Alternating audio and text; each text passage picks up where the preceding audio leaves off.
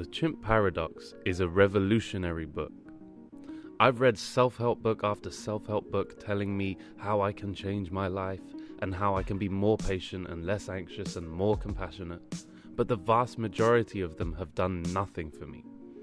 The Chimp Paradox transformed the way I think and made me far less anxious, far more compassionate, far more reasonable, and far more relaxed. So if you want to learn how to control your mind and just go through the world as a serene floating creature, then stay tuned. There are 3 core tenets to the book. You have a chimp and a human in your head, and they want very distinct things. Your human is a simplified representation of your prefrontal cortex and some other parts of your brain that handle long-term thinking, delayed gratification, emotion control, consideration, and ethics.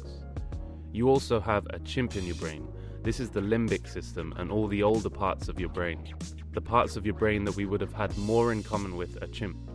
Steve Peters separates out these parts of the brain and says that they want completely distinct things. They have entirely different motivations, and if you don't understand this and fail to put them in their appropriate places, then you will be forever in conflict within your own mind. This book is extremely simple. Everything is quite reductive. The drawings are like something from play school, and so when I first started reading it, I thought, this is shit. This guy is talking to me like I'm a 4-year-old. It has no flowery words or high concept ideas. It's plain and simple, to the point. You've got 2 dudes in your head, a chimp and a human. They are in conflict. You need to sort out that conflict if you want to have a happy, healthy, long life. And there is great power in this simplicity. Anytime you find yourself being overly emotional, reactive, sad, scared, you have to realize that your chimp is acting out. Anytime you feel hurt or jealous, it is the chimp that is in control. Realize that you are not your chimp. The chimp is like a child that you must always look after and that will never grow up. It will always remain the chimp, and you must accept it as it is. Don't control and hate the chimp. Manage and love the chimp. This requires you to listen and give it what it needs. So if the chimp is frightened, you don't just go, shut up, or ignore it, or berate it, or anything like that. You don't ignore your emotions, you don't ignore what your body is telling you. Instead, you listen, and then you find the most logical, rational solution to the problem. You must be a problem solver. And if you don't find solutions that appease the chimp and make the human happy, you will be forever miserable. If you don't make the chimp happy, if you ignore it or try to trick it, then it will take over.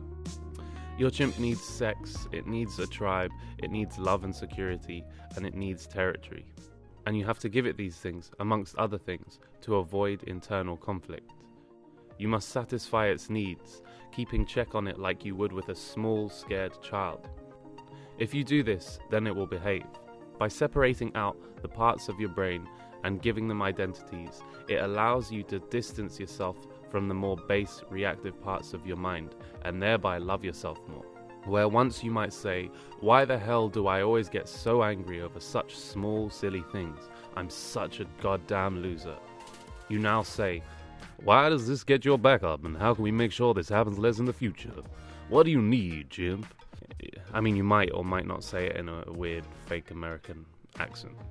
Anyway, not only is this way of thinking healthier, it is also far more likely to lead to a solution. So you will feel better in the moment, and you will feel better every time a similar situation arises, because you would have put the strategies in place so such things no longer bother you. You don't ever expect the chimp to be other than it is, and you don't confuse the chimp with the human. This acceptance of all aspects of yourself is pure liberation. The vast majority of people are completely ruled by their chimps, and they don't even realize it.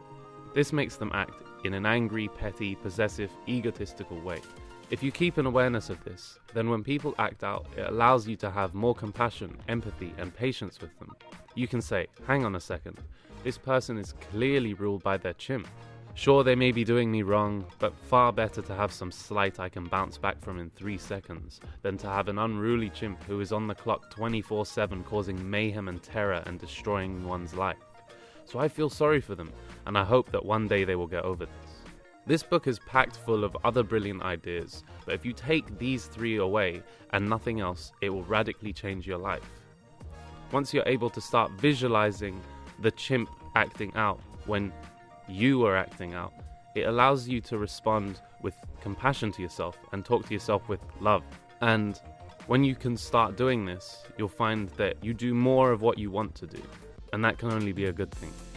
If you found this useful, then please hit all of those buttons, the usual ones, the useful ones, the like, the subscribe, the notification, just the PayPal, like hit all those buttons. I mean, I'm joking about the PayPal one, but help a brother out. This channel's called How to Grow, and I want to help you guys grow.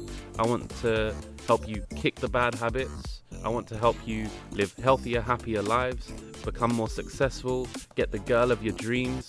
I want all of these things for you, and if you want those things, and you better fucking want those things, then stick around and we'll go on a journey together, brothers and sisters. Until next time, stay saucy.